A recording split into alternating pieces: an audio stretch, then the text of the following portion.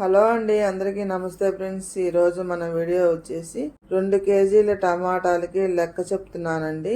200 గ్రాములు చింతపండు సరిపోతుంది. ఎగస్ట్రా వేసుకున్నామంటే పులుపు ఎక్కువైపోతుంది. 6 చిన్నులపాయలు సరిపోతాయి. 2 ఏమో తాలింపులో వేసుకోవచ్చు. తద్మాయి మిక్సీ వేసి పచ్చట్లో కలుపుకోవచ్చు. గ్లాసుకి ఎల్తిగా 2 గ్లాసులు వేసుకోవాలండి. 2 కేజీలు కదా. కల్లుప్పు కూడా వేసుకోవాలి.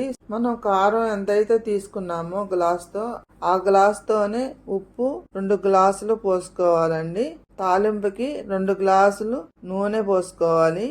నూనె నేను 2 గ్లాసులే పోసానండి. సరిపోతే కాస్త పోసుకోవచ్చు.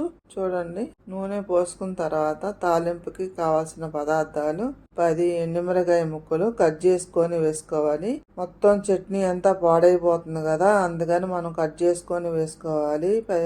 ఎండుమిర్చి, చిన్నులపాయలు ఇలా నలగొట్టుకొని గిన్నెలో పెట్టుకొని రెడీగా పెట్టుకోవాలి.